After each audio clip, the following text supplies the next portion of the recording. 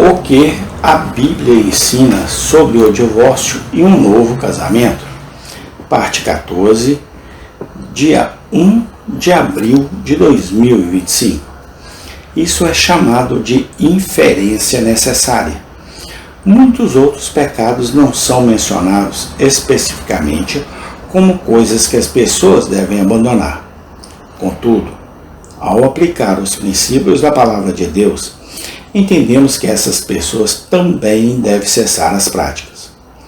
Isso inclui batismo infantil, aspersão, derramamento para batismo, música instrumental na adoração, um chefe humano da igreja, organizações eclesiásticas centralizadas, dança, abuso de drogas, jogos de azar, casamentos homossexuais e etc.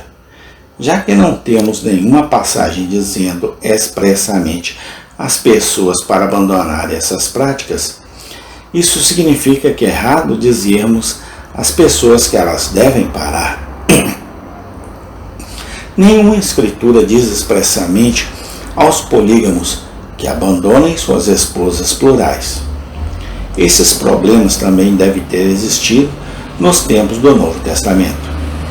Existiu entre os judeus no Antigo Testamento e certamente existiu entre os judeus convertidos no Novo Testamento. Estamos errados em dizer a essas pessoas que elas devem abrir mão de suas esposas plurais? Suponha que você estivesse ensinando um muçulmano, mormon ou membro de uma tribo africana que tivesse várias esposas. O que você diria a ele?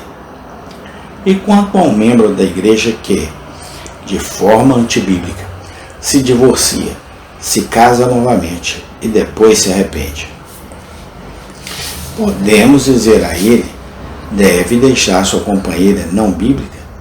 Se sim, qual passagem lida expressamente com esse caso e diz que ele deve se separar? Se podemos dizer a ele para se separar, embora não tenhamos nenhuma escritura expressa, por que não podemos fazer o mesmo para um não membro em um casamento não bíblico? A Bíblia ensina claramente que há casos em que um cristão pode ter que abrir mão de seu cônjuge. Citaremos exemplos abaixo. A palavra de Deus não detalha todos os casos em que isso pode ocorrer. Ela ensina que pode ser necessário. Então ensina os princípios que mostram quando é necessário. Deus espera que façamos a aplicação adequada em vez de dar desculpas. B. 1 Coríntios 7,15. Alguns dizem que isso permite que não cristãos permaneçam em casamentos antibíblicos após a conversão. Leia versículo 12, 17. Argumenta-se que Mateus 19,9, Mateus 5,32 e 1 Coríntios 7, 10, 11 se aplicam somente a cristãos.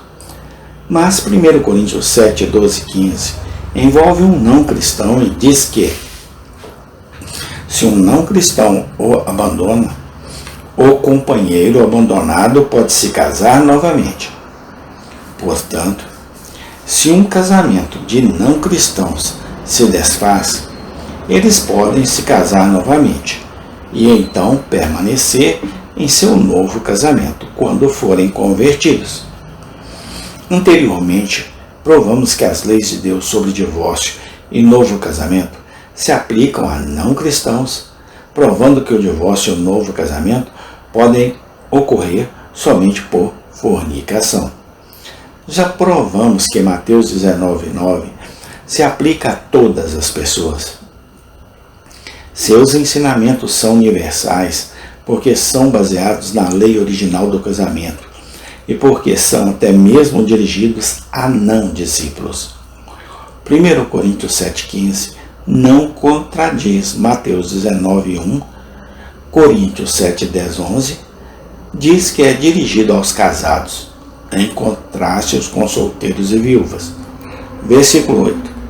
Isso inclui pessoas casadas em geral, não apenas cristãos.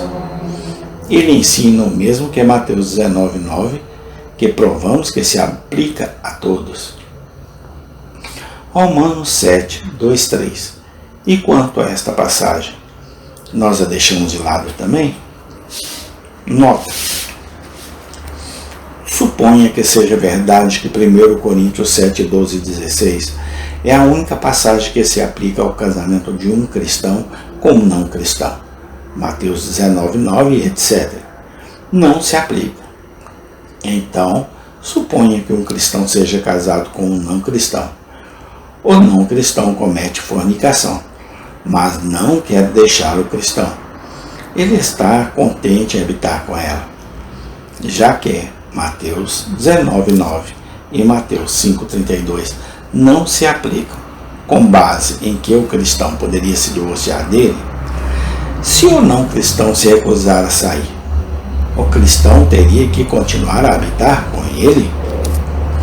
1 Coríntios 7:12-24 discute apenas o caso que um incrédulo se divorcia de um cristão. Paulo está respondendo a uma pergunta feita pelos coríntios, em que um irmão ou irmã é casado com um incrédulo. Versículo 17-24 mostra que o caso envolve um casal, um dos quais se torna cristão, mas o outro não. O crente deve se divorciar de seu companheiro ou não? Amém. Tem continuação. Obrigado, Deus, no nome do Senhor Jesus Cristo. Amém.